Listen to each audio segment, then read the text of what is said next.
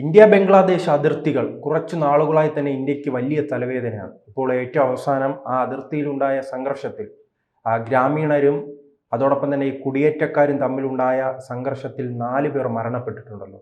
ഇനി ഇതെങ്ങനെയായിരിക്കും ഈ ബന്ധത്തെ ബാധിക്കുക? അല്ല, ഈ ബംഗ്ലാദേശിൽ നിന്ന് ഇന്ത്യയിലേക്കുള്ള കുടിയേറ്റം തന്നെയായിരുന്നു നമ്മുടെ 1971 യുദ്ധത്തിൻ്റെ കാരണവും. നമുക്ക് സഹിക്കാൻ പറ്റാത്ത രീതിയിൽ കുടിയേറ്റം ഇന്ത്യയിലോട്ട് വന്നതായിരുന്നു നമ്മുടെ ഏറ്റവും വലിയ ഒരു വിഷയമായിട്ട് നമ്മൾ എടുത്തതും ഒരു യുദ്ധത്തിലോട്ട് പോയതും. അതിനുശേഷം ഇതുവരെയും ബംഗ്ലാദേശിൻ്റെ ബോർഡർ ഇതുവരെയും നമ്മൾ കറക്റ്റായിട്ട് സീൽ ചെയ്യാൻ നമ്മളെ കൊണ്ട് പറ്റിയിട്ടില്ല. വലിയൊരു ബോർഡറാണ്. ഇത് ഇപ്പോൾ ഈ ഒരു ഇൻസിഡൻറ്റ് നടന്നിരിക്കുന്നത് ത്രിപുരയിലാണ്.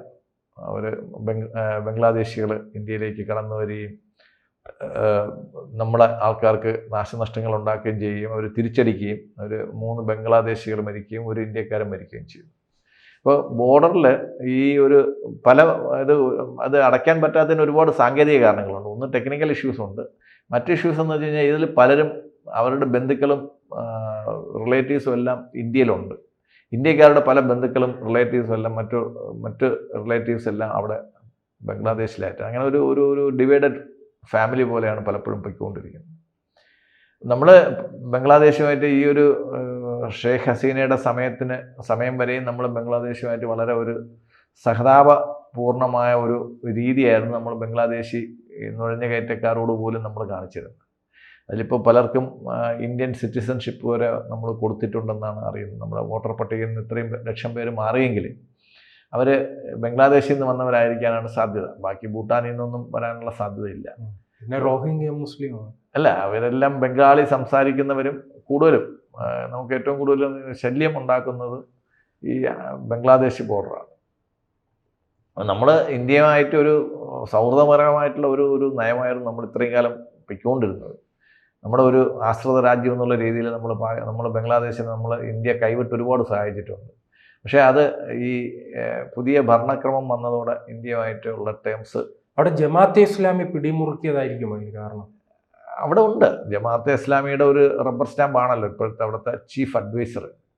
ഏറ്റവും വലിയൊരു കോമഡി എന്ന് വെച്ച് കഴിഞ്ഞാൽ ജനങ്ങൾ തിരഞ്ഞെടുക്കപ്പെടാത്ത, ജനങ്ങളുടെ മാൻഡേറ്റ് ഇല്ലാത്ത ഒരു എന്താ പറയുന്ന ഒരു സോ കോൾഡ് അദ്ദേഹം തന്നെ ലീഡർ എന്ന് വിശേഷിപ്പിക്കപ്പെടുന്ന ആൾ ഇതുവരെ ഒരു ഔദ്യോഗിക ഒരു തെരഞ്ഞെടുപ്പിനുള്ള ഒരു ഒരുക്കം പോലും തയ്യാറായിട്ടില്ല. അപ്പോൾ ഈ അധികാരം ജനങ്ങളിലോട്ട് കൊടുക്കാനുള്ള ഒരു താല്പര്യം അവർ കാണിച്ചിട്ടില്ല. നമ്മുടെ അതിർത്തിയിൽ കംപ്ലീറ്റ് ഇന്ത്യയുടെ മൊത്തം അതിർത്തി സംസ്ഥാനങ്ങളിലെടുത്ത് നോക്കുകയാണെങ്കിൽ അത് ബംഗ്ലാദേശ് ആയാലും നേപ്പാളായാലും ഭൂട്ടാനായാലും ബംഗ്ലാദേശ് ആയാലും എല്ലാം അവിടെയൊക്കെ പൊളിറ്റിക്കലായിട്ടുള്ള അസ്ഥിരത നിലനിൽക്കുന്ന സ്ഥലങ്ങളാണ്.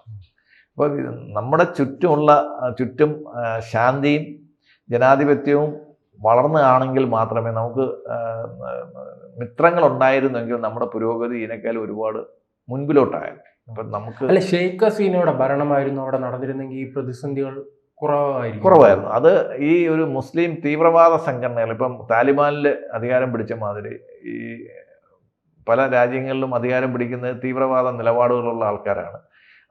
അവിടെ ഇന്ത്യയുമായിട്ട് ചേർന്ന് പോകുന്നതിനൊരു കുത്തിത്തിരിപ്പ് ഉണ്ടാക്കിയത് പാകിസ്ഥാനാണ്. പാകിസ്ഥാനുമായിട്ട് ആ ഒരു കാര്യത്തിന് പാകിസ്ഥാൻ്റെ പൂർണ്ണമായിട്ടുള്ള സപ്പോർട്ട് ഉണ്ടായിരുന്നു, ആയുധങ്ങളുണ്ടായിരുന്നു, അവരുടെ ഇൻ്റലിജൻസ് അവർ വർക്ക് ചെയ്തു. അവർ ഗവൺമെൻറ്റിനെ ഓവർത്രോ ചെയ്തത് പാകിസ്ഥാൻ്റെ ബുദ്ധിയായിരുന്നു. കാര്യം അവർക്കൊരു സഖ്യരാഷ്ട്രം കൂടെ ഇന്ത്യ എതിർക്കാൻ കിട്ടുമെന്നാണ് അവർ അഫ്ഗാനിസ്ഥാനും വളർത്തി. എങ്ങനെയാണ് ഇന്ത്യ എതിർക്കാൻ ഒരു സഖ്യരാഷ്ട്രം കിട്ടുമെന്ന് വിചാരിച്ചപ്പോൾ അവരുടെ ശത്രുക്കളായി. പാകിസ്ഥാൻ വിഭജിച്ചു പോകുമ്പം പാകിസ്ഥാനും ബംഗ്ലാദേശും ഒരിക്കലും യോജിക്കില്ല എന്ന് ഇന്ത്യ കണക്കൂട്ടി. പക്ഷേ മത തീവ്രവാദത്തിൻ്റെ ഒരു കാര്യം വന്നപ്പോഴത്തേക്ക് അവർ പാകിസ്ഥാനും ബംഗ്ലാദേശുമായിട്ട് പലയിടത്തും യോജിക്കാൻ തയ്യാറായി. ഇപ്പോൾ അവർക്ക് കപ്പലിൽ ധാന്യങ്ങളൊക്കെ എത്തിച്ചു കൊടുക്കുന്നു എന്നാണ് പറയുന്നത് ബംഗ്ലാദേശിന്. പാകിസ്ഥാനുള്ളവർക്ക് കഴിക്കാനുള്ള ധാന്യങ്ങളില്ലാത്തടത്താണ് അവർ ബംഗ്ലാദേശിന് ധാന്യങ്ങൾ എത്തിച്ചു കൊടുക്കുന്നത്. അപ്പം ഇവിടെ എല്ലാം ഇന്ത്യ ഹേറ്റിംഗ് മാത്രമാണ് ഇവർക്കൊക്കെ. എങ്ങനെയാണ് അവിടെ എത്തിക്കുന്നത്? ഏത് റൂട്ട് വഴി? കപ്പല്. ഇന്ത്യൻ മഹാസമുദ്രത്തിൽ കൂടെ തന്നെ അവർക്ക് കപ്പൽ റൂട്ടുണ്ടല്ലോ ധാക്കയിൽ. ഇന്ത്യൻ മഹാസമുദ്രത്തിൽ നിന്ന് അറബിക്കടലിൽ നിന്ന് പിന്നെ ബംഗാൾ ഉൾക്കടലിലോട്ട് പോയി അവർ ഷിപ്പിൽ അവർ ധാന്യങ്ങൾ എത്തിച്ചു കൊടുത്തായിരുന്നു. ഈ രാജ്യങ്ങളെല്ലാം പട്ടിണിയിലാണ്. വികസിത രാജ്യങ്ങളൊന്നുമില്ല. നമ്മുടെ ചുറ്റുമുള്ള എല്ലാ രാജ്യങ്ങളും സാമ്പത്തികമായിട്ട് പിന്നോക്കം നിൽക്കുന്ന രാജ്യങ്ങളാണ്. എന്നിട്ട് പോലും അവരാരും സമാധാനത്തെ പറ്റിയിട്ടും പുരോഗതിയെ പറ്റിയിട്ടും ഒന്നും ആരും ചർച്ച ചെയ്യുന്നില്ല. അവർ കുറച്ചുപേർ മത തീവ്രവാദം ചർച്ച ചെയ്യുന്നു, കുറച്ച് അധികാരം ചർച്ച ചെയ്യുന്നു, കുറച്ചുപേർ ഇന്ത്യ ഹേറ്റിങ്ങിലോട്ട്, അത് ശ്രീലങ്ക ആയാലും മാലി ആയാലും നമ്മുടെ ഒന്ന് രണ്ട് സീഷൽസൊക്കെ നമ്മുടെ കൂടെ നിൽക്കുന്നുണ്ട്, കുറച്ച് രാജ്യങ്ങൾ നമ്മുടെ കൂടെ ഒക്കെ നിൽക്കുന്നുണ്ട്. ബാക്കി മിക്കവാറും എല്ലാ രാജ്യങ്ങളും നമുക്കെതിരായിട്ട് നിൽക്കുന്ന ഒരു കാര്യം. സാർക്ക് എന്ന് പറയുന്ന ഒരു സിസ്റ്റം നമ്മളുണ്ടായതിന് വേണ്ടിയിട്ടാണ്. സൗത്ത് ഏഷ്യൻ കൺട്രീസിൻ്റെ അതിപ്പോൾ പൂർണ്ണമായിട്ട് ഇല്ലാതായ ഒരു അവസ്ഥയിലാണ് ഉണ്ടാവുന്നത്. കാര്യം അവിടെ ഈ ഒരു ഒരു റിലീജിയസ് ഡിവൈഡ് വന്നു കഴിഞ്ഞു. ഇപ്പം നമ്മുടെ ഇന്ത്യയിൽ നമ്മളെപ്പോഴും സെക്യുലറിസത്തെ പറ്റി പറയുന്നവർ ഇൻ്റർനാഷണൽ ലെവലിൽ ഇപ്പോൾ ഇല്ലെങ്കിൽ സാർക്കിൻ്റെ ലെവലിൽ ഒരു റിലീജിയസ് ഡിവൈഡ് വന്നത് എന്തുകൊണ്ടെന്ന് ചോദിക്കുകയാണെങ്കിൽ അതൊക്കെ ജനാധിപത്യത്തിൻ്റെയും സെക്യുലറിസത്തിൻ്റെയും ഭാഗമെന്നേ പറയത്തുള്ളൂ. അത് അവിടെ മതമാണ് കുറ്റക്കാരൻ അതിപ്പോൾ RSS ഇത് കണ്ടല്ലോ, കൊച്ചിയിൽ കണ്ടല്ലോ ഹൈബീഡൻ പറയുന്നത്.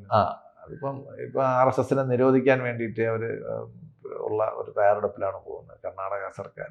അല്ല, RSS ഒന്നും അല്ലല്ലോ ഇവിടെ. ഇപ്പം ബംഗ്ലാദേശിലും നേപ്പാളിലും പിന്നെ ശ്രീലങ്കയിലും മ്യാൻമറിലും ഒന്നും പ്രശ്നം ഉണ്ടാക്കുന്ന, ഇപ്പോൾ എൻ്റെ അടുത്ത് ഒരാളിങ്ങനെ സംസാരിച്ചു, RSS നമ്മൾ ഇവിടെയൊക്കെ പ്രശ്നം ഉണ്ടാകും, അതെന്താ പ്രശ്നം? ഞാൻ പറഞ്ഞു അവിടെ ഒന്നും RSS ഇല്ലാത്തത് കൊണ്ടായിരിക്കണം ഈ പ്രശ്നം ഉണ്ടാകുന്നതെന്ന് പറഞ്ഞപ്പോൾ ഇദ്ദേഹം ഇങ്ങനെ വിളിച്ചു നിൽക്കുന്നുണ്ടായിരുന്നു. RSS ഈ പറഞ്ഞ രീതിയിൽ ഒരു മെനാൻസ് അല്ല, രാജ്യത്തിൻ്റെ പുരോഗതിക്ക് വേണ്ടിയിട്ട് പ്രവർത്തിക്കുന്ന ഒരു സ്വതന്ത്ര സംഘടനയാണ്. അതിനെ ആ വഴിക്കങ്ങ് വിട്ടേക്കുക. അതിന് രാഷ്ട്രീയത്തിൽ എപ്പോഴും എടുത്തിട്ട് അലക്കിക്കൊണ്ടിരുന്നു കഴിഞ്ഞാൽ അവരെ നിരോധിച്ചപ്പോഴത്തേക്കൊക്കെ അവർ വളർന്ന ഒരു സംഘടനയാണ്.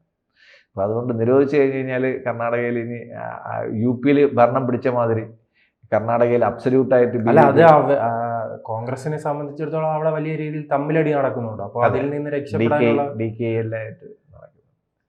എന്തായാലും ബംഗ്ലാദേശിൻ്റെ ബോർഡർ നമ്മൾ പൂർണ്ണമായിട്ട് അടച്ചില്ലെങ്കിൽ രാജ്യവിരുദ്ധ ശക്തികൾ, നേപ്പാളിനായാലും ഇന്ത്യയുടെ ഇൻ്റലിജൻസിന് പറ്റിയ കുഴപ്പമാണ്. നേപ്പാൾ നമ്മളൊരു സൗഹൃദ രാഷ്ട്രം എന്ന് വിചാരിച്ചു, പക്ഷേ ഇന്ത്യയിൽ ഒത്തിരി സെക്യൂരിറ്റി വയലേഷൻസ് നടക്കുന്ന ഒരു രാജ്യം നേപ്പാളാണ്.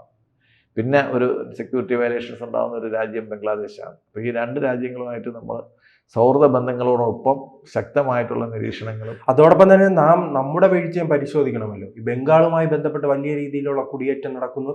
ഈ ബംഗ്ലാദേശികൾ ഇന്ത്യയിൽ ഏത് ഭാഗത്ത് പിടികൂടിയാലും അവരുടെ ആധാർ കാർഡ് പരിശോധിക്കുമ്പോൾ ഇത് ഏർപ്പാടാക്കിയ സ്ഥലം ബംഗാളായിരിക്കും, അല്ലെങ്കിൽ ബംഗാൾ വഴിയായിരിക്കും അവർ ഇന്ത്യയിലേക്ക് കടക്കുന്നത്. അപ്പോൾ നമ്മുടെ ഭാഗത്തും തെറ്റില്ലേ? ഇല്ല, ആധാറിനെ പറ്റിയിട്ട് സുപ്രീം കോടതി വളരെ ക്ലിയർ ആയിട്ടൊരു സ്റ്റാൻഡ് എടുത്തു. ആധാർ ഒരു പൗരത്വ രേഖ അല്ല എന്ന് പറയുന്നത്, അത് ബയോമെട്രിക് ഐഡന്റിഫിക്കേഷൻ മാത്രമാണ്. അല്ല, ഈ ബംഗ്ലാദേശികൾക്ക് വിവിധ മേഖലയിലേക്ക് സഞ്ചരിക്കാനുള്ള ഒരു കേന്ദ്ര ബിന്ദുവായി ഈ ബംഗാൾ മാറുന്നുണ്ട്. അത് നമ്മൾ അതാത് സ്റ്റേറ്റുകൾ ഇക്കാര്യത്തിൽ ജാഗ്രത പാലിച്ചേ പറ്റത്തുള്ളൂ. കേരളത്തിൽ ഇപ്പോൾ നമ്മൾ ടെക്നിക്കലായിട്ട് കേരളത്തിൽ പുകയില ഉൽപ്പന്നങ്ങളൊക്കെ നിരോധിച്ചിട്ടുണ്ട്. സിഗരറ്റ് പോയിട്ട് മറ്റെല്ലാം നിരോധിച്ചിട്ടുണ്ട്. പക്ഷേ കേരളത്തിലോട്ട് വരുന്ന ട്രെയിനുകളിലെല്ലാം ഇത് വളരെ സുലഭമായിട്ട് വരുന്നുണ്ട്. എത്ര റെയ്ഡ് നടക്കുന്നുണ്ട്? ഇവിടെ ഒന്നും റെയ്ഡ് നടക്കുന്നില്ല. ഇവരെല്ലാം ഒറീസയിൽ നിന്ന് വരുന്നവർ കഞ്ചാവ് കൊണ്ടുവന്ന് വിൽക്കാൻ വേണ്ടിയിട്ടാണ്, കരിയേഴ്സാണ് പലരും ഇന്ത്യയിലോട്ട് വരുന്നത്. അപ്പോൾ ഇത്തരം കാര്യങ്ങളിലൊക്കെ നമ്മുടെ സെക്യൂരിറ്റിയിൽ ഒരു ആൻറ്റിസിപ്പേഷൻ ഇല്ല. നമ്മൾ പ്രിവെൻറ്റീവായിട്ടൊന്നും ചെയ്യുന്നില്ല. എന്തെങ്കിലും സംഭവിച്ചു കഴിയുമ്പോഴത്തേക്കായിരിക്കും നമ്മൾ നോക്കുന്നത്. ഇപ്പം അവരുടെ കോളനികൾ ഒരുപാടുണ്ട്. ഇപ്പം പത്തനംതിട്ടയിൽ തന്നെ പായിപ്പാട്, ആയിരക്കണക്കിന് പേര് ഒരുമിച്ച് താമസിക്കുന്ന ഒരു കൊച്ചു ഗ്രാമമാണ്. അപ്പോൾ പെരുമ്പാവൂർ, അങ്ങനെ ചില ഗ്രാമങ്ങളിൽ അവർ കോൺസെൻട്രേഷൻ വളരെ കൂടിയിട്ടുണ്ട്. അവിടെ നടക്കുന്ന കാര്യങ്ങൾ നമുക്ക് പൊതു സമൂഹത്തിൽ അക്സെപ്റ്റ് ചെയ്യാൻ പറ്റുന്ന കാര്യങ്ങളല്ല. പക്ഷേ അവരില്ലാതെ നമുക്ക് കേരളത്തിൽ ഒരു കാര്യവും മുന്നോട്ട് പോകാത്തൊരവസ്ഥയിലാണ് നിൽക്കുന്നത്. ഇത് വളരെ ചിന്തിച്ച് ആലോചിച്ച് ഒരു തീരുമാനം എടുക്കേണ്ട കാര്യമാണ്. കാര്യം 30 ലക്ഷത്തോളം പേര് മറ്റ് സംസ്ഥാനക്കാർ കേരളത്തിലുള്ളവരെല്ലാം കൂടെ കേരളത്തിൽ അടുത്ത 6 മാസത്തിനകത്ത് ഇലക്ഷനിൽ അവർ സിഗ്നിഫിക്കൻറ്റ് ഫിഗർ ആവുകയാണെങ്കിൽ ബംഗാളിൽ എന്താണോ നടന്നത് അത് കേരളത്തിൽ നടക്കുന്ന ഒരവസ്ഥയിലോട്ട് പോകും. ബംഗാളിൽ ഇങ്ങനെയായിരുന്നു, കുടിയേറിയവർക്കൊക്കെ വോട്ട് കൊടുക്കാനുള്ള ആൾക്കാരുണ്ടായിരുന്നു. ആ വോട്ടൊക്കെ കുത്തിയവരൊക്കെ 10-30 വർഷം ഒരുമിച്ച് ഭരിച്ചു. പിന്നീട് ഇപ്പോൾ 15 വർഷമായിട്ട് ഭരിക്കുന്നുണ്ട്. അപ്പോൾ ഇവർക്ക് ഇങ്ങനെ നമ്മൾ ചെയ്തു കൊടുക്കുന്ന സൗജന്യങ്ങൾക്ക് പ്രതിഫലമായിട്ട് അവർ വോട്ടും പിന്തുണയും പൈസയും വാങ്ങിക്കുന്നു. നിലവിൽ ഒരു ഇന്ത്യക്കാരൻ മരണപ്പെട്ടിട്ടുണ്ട്. അപ്പോൾ സ്വാഭാവികമായി തന്നെ നമ്മുടെ വിദേശ നയത്തെ ബാധിക്കില്ലേ?